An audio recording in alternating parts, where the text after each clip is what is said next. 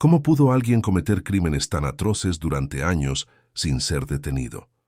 La historia de uno de los criminales más perturbadores de Estados Unidos, Jeffrey Dahmer, conocido como el caníbal de Milwaukee. 21 de mayo de 1960, Milwaukee, Wisconsin, una ciudad industrial, aparentemente tranquila, donde las familias soñaban con estabilidad, progreso y la promesa del llamado sueño americano. En ese escenario, el 21 de mayo de 1960, nació Jeffrey Lionel Dahmer. Su historia parecía comenzar como la de cualquier otro niño de la posguerra: un hogar joven, un padre con aspiraciones académicas, una madre carismática, intensa, sensible. La fotografía perfecta de una familia estadounidense que intentaba abrirse camino en una nueva década llena de optimismo. Pero detrás de esa fachada, algo no encajaba. Su padre, Lionel Dahmer, era un estudiante de química con ambición intelectual.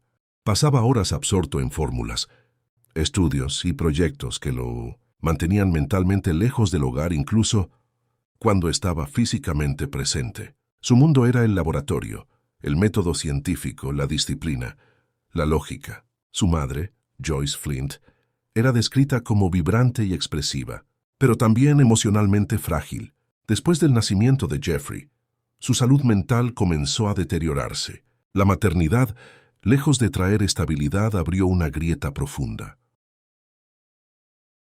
Desde el principio el ambiente no fue idílico. Joyce sufrió de una depresión posparto severa y se volvió hipocondríaca, consumiendo grandes cantidades de medicamentos recetados. Debido a sus crisis nerviosas, Joyce pasaba mucho tiempo en cama o en hospitales, limitando el contacto físico y emocional con Jeffrey. Lionel, enfocado en su carrera y estudios, pasaba largas horas fuera de casa o evitaba el conflicto doméstico, refugiándose en su trabajo. La depresión posparto de Joyce no fue leve, fue severa, oscura, paralizante. Pasaba largos periodos en cama, atrapada en un agotamiento emocional que no siempre tenía explicación visible. A esto se sumó una creciente hipocondría, la convicción persistente de estar enferma, de que algo en su cuerpo no funcionaba correctamente.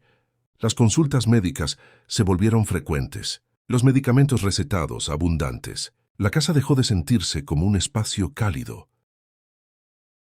Aunque físicamente estaba allí, Joyce muchas veces no estaba emocionalmente disponible. Las crisis nerviosas la obligaban a aislarse. Los días en cama se mezclaban con visitas al hospital. El contacto físico con su hijo era limitado. Las caricias, los abrazos, la presencia constante que suele definir los primeros años de vida, eran intermitentes. En lugar de estabilidad había incertidumbre. En lugar de calma había ansiedad.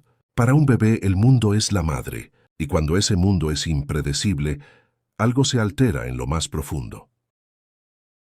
Los primeros meses de vida del niño transcurrieron en un ambiente cargado de tensión silenciosa. Mientras tanto, Lionel intentaba sostener la estructura externa de la familia, pero su manera de enfrentar el conflicto era distinta. Se refugiaba en el trabajo, en los estudios, en la distancia.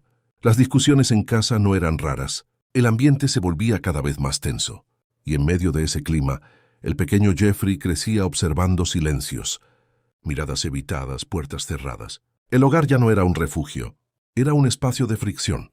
Lionel pasaba largas horas fuera, y cuando estaba presente, muchas veces evitaba el enfrentamiento doméstico concentrándose en su carrera. Su lógica científica contrastaba con el torbellino emocional de Joyce, dos mundos opuestos bajo el mismo techo, y entre ambos un niño.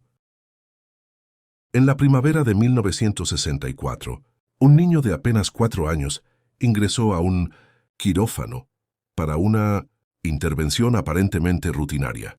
Corregir una hernia doble, nada extraordinario, nada que anticipara lo que vendría después. Ese niño era Jeffrey Dahmer. Las luces blancas del hospital, el olor a desinfectante, las voces amortiguadas detrás de las mascarillas. Para cualquier familia, era solo un procedimiento médico. Pero según el testimonio de su padre, Lionel Dahmer, algo cambió ese día. Antes de la cirugía, Jeffrey era descrito como un niño entusiasta, curioso, comunicativo. Después, el silencio. Los relatos familiares coinciden en un detalle inquietante. Salió del hospital distinto, más retraído, más distante, como si algo en su interior se hubiese apagado. Su mirada parecía perderse en pensamientos que nadie más podía alcanzar. La risa espontánea fue sustituida por largos momentos de quietud. ¿Fue el trauma quirúrgico, el impacto emocional de la anestesia y la hospitalización? ¿O simplemente el inicio natural de una personalidad que ya se estaba formando? Los expertos han debatido durante años si aquella cirugía fue realmente un punto de inflexión o si la memoria familiar, moldeada por los acontecimientos posteriores, buscó un momento concreto al cual aferrarse. Mientras otros niños corrían detrás de una pelota o llenaban las tardes con risas y juegos, un niño prefería el silencio. Ese niño era Jeffrey Dahmer. A medida que crecía, algo lo diferenciaba de los demás. No mostraba entusiasmo por los deportes. Tampoco parecía interesado en los juegos sociales que construyen amistades en la infancia. Su mundo era más interior, más callado, más distante. Pero en medio de esa desconexión, existía un punto de encuentro con su padre, Lionel Dahmer. El laboratorio improvisado. Lionel era un hombre de ciencia. Veía el mundo a través de fórmulas, reacciones químicas y procesos racionales. Intentando acercarse a su hijo, encontró una vía inesperada, la curiosidad científica. Debajo de la casa familiar, a veces aparecían restos de pequeños animales. Para muchos, aquello habría sido motivo de repulsión. Para Lionel, era una oportunidad educativa. Le enseñó a su hijo cómo blanquear huesos con lejía, cómo limpiarlos cuidadosamente, cómo preservar lo que quedaba después de la descomposición. Era en su mente una lección de química, un experimento práctico, una manera de despertar interés académico. Pero para Jeffrey, significaba algo más. Con el tiempo, los huesos dejaron de ser simples objetos de estudio, se convirtieron en piezas de una colección. Pequeños cráneos, fragmentos delicados, estructuras que alguna vez sostuvieron vida. Mientras otros niños coleccionaban estampas o juguetes, él organizaba restos óseos, no por morbo evidente, no con violencia, sino con una fascinación silenciosa, casi metódica. Observaba las cavidades, las articulaciones, la forma exacta en que cada pieza encajaba con otra. No parecía interesado en la muerte como evento, sino en lo que quedaba después. Para su padre aquello era ciencia, anatomía básica, un interés por cómo funciona el cuerpo. Pero algunos analistas posteriores han señalado que aquí podría haber comenzado algo más profundo, una fijación por la estructura interna, por la permanencia de lo que resiste al paso del tiempo. La carne desaparece, la identidad se desvanece, pero el hueso permanece. Esa idea, la permanencia, parecía ejercer una atracción particular sobre el joven Jeffrey. ¿Era simplemente una mente analítica? ¿Un niño introvertido canalizando su curiosidad de forma inusual? ¿O el primer indicio de una desconexión emocional más compleja? Lo inquietante no es solo la actividad en sí, sino el contraste. Mientras su padre veía aprendizaje, el niño observaba algo más profundo, la arquitectura del cuerpo humano, reducida a su esqueleto esencial. En retrospectiva, muchos buscan aquí el origen de una obsesión. Sin embargo, en aquel momento no había alarma. Solo un padre orgulloso de compartir su pasión científica. Solo un hijo aparentemente atento y concentrado. En 1966, la familia Dahmer dejó atrás Milwaukee para comenzar una nueva vida en Ohio. El cambio de ciudad parecía una oportunidad de reinicio, pero para Jeffrey fue el inicio de un silencio más profundo. Las paredes de la nueva casa aún olían a pintura fresca cuando nació su hermano menor, David, y con él llegó algo más, la sensación de reemplazo. En la escuela, Jeffrey no era víctima de violencia abierta. No había golpes ni empujones espectaculares en los pasillos. Era algo más difícil de registrar, la indiferencia.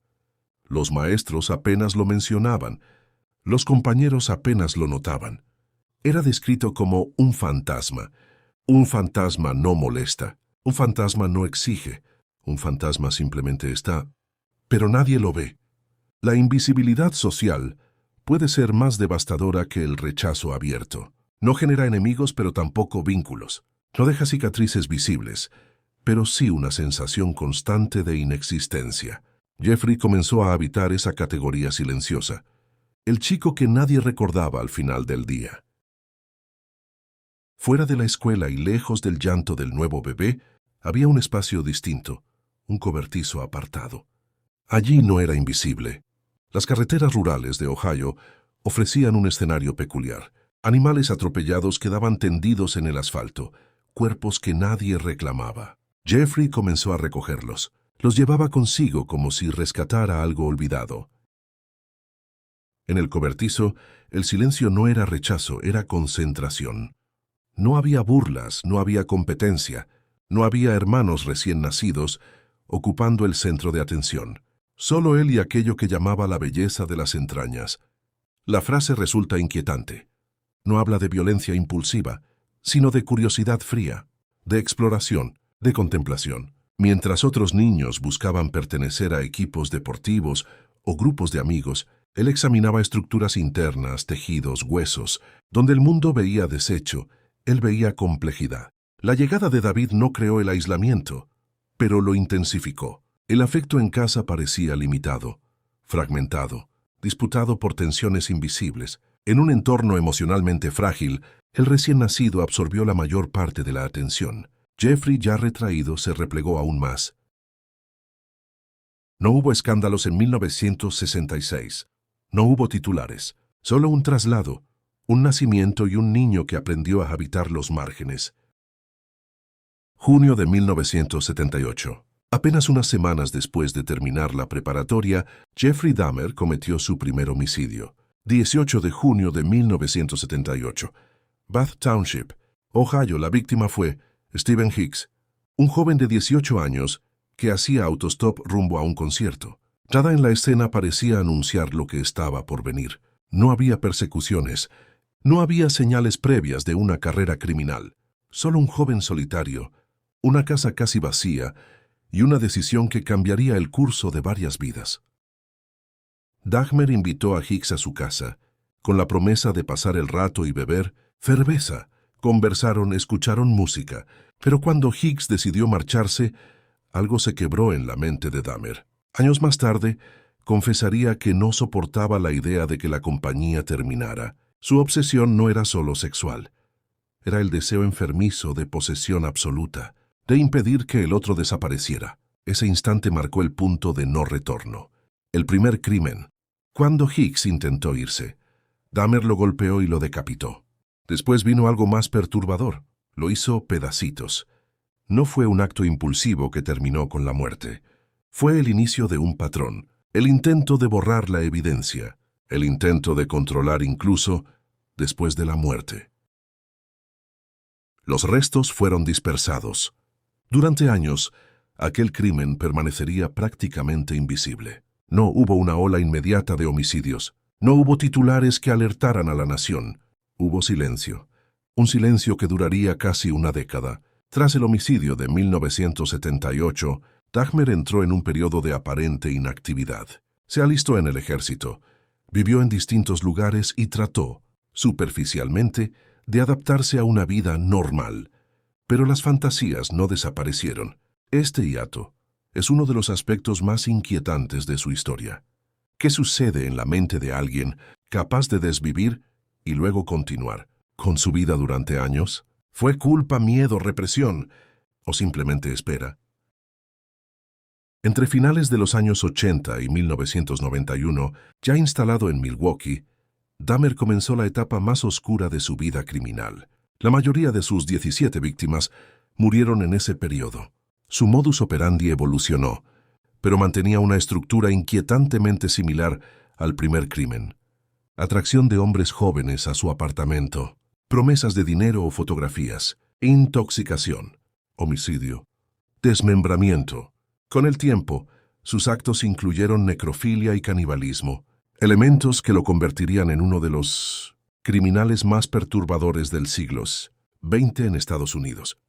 Lo que comenzó como un intento de impedir que alguien se marchara, terminó convirtiéndose en una obsesión por poseer cuerpos sin voluntad, sin rechazo, sin abandono. En 1991, uno de sus intentos falló. Una víctima logró escapar y alertar a la policía.